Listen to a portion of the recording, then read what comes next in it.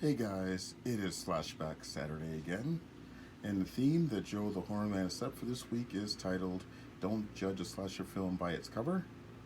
And the film here, I chose this one because I do like the cover art of this one, and this one is called The Legend of the Psychotic Forest Ranger. I think this one came out a few years ago. I picked this up at Fan Expo back in 2017. This is a Canadian slasher film distributed by Black Fawn Entertainment. There's no real major actors in this film. This is an odd film. It's a horror comedy, but I think the whole source of the humor in this one is it's supposed to be an artificially shot, so bad it's good kind of movie. And the way they do this is by having all the actors read their lines flat. There's not much way of a plot of this one. Essentially, you have these kids that are just finished up high school for the year, and to celebrate, they want to go to this. They want to go camping, but they run out of gas, and they end up finding a cabin in the woods that's empty. So they stay there, waiting until they can figure out what they're gonna do about the gas situation, and then they run into another group of kids who have the same idea, but they actually want to go to this cabin because they know that the owners are away for a month or two. And then, of course, they all run afoul of the Psychotic Forest Ranger.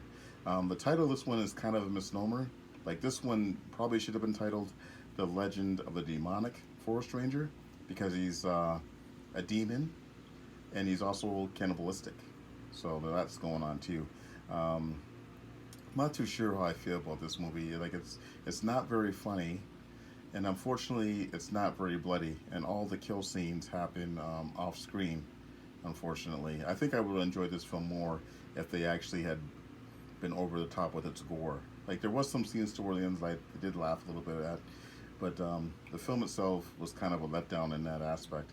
And there's also no nudity. There's even like a little tease where two of the girls say they want to go bathing in the lake, and then it cuts to the scene and they're bathing, but they're wearing bathing suits, which I thought was kind of weird.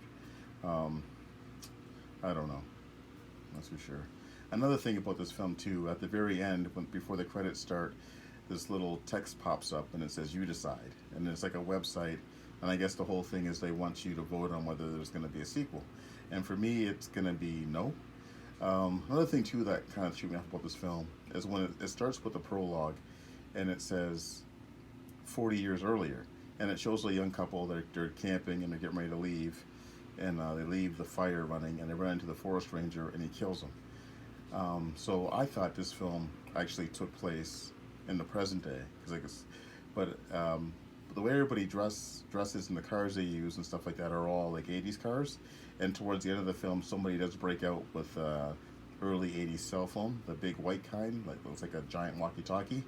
So that kind of threw me off. It's like, well, why did they even bother?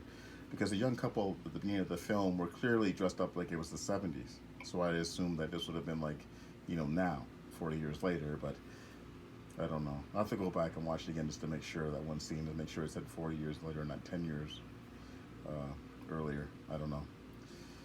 So, I don't know. That's my review for this one. I wouldn't recommend this one. Not even to watch with your buddies. So, there's that. And the YouTuber I'll be giving a shout out to this week is Jennifer Tolsche. I just discovered her channel just last week. So there'll be a link to her channel in the description box, so go ahead and check her out. I think she's doing Slashback videos every week as well.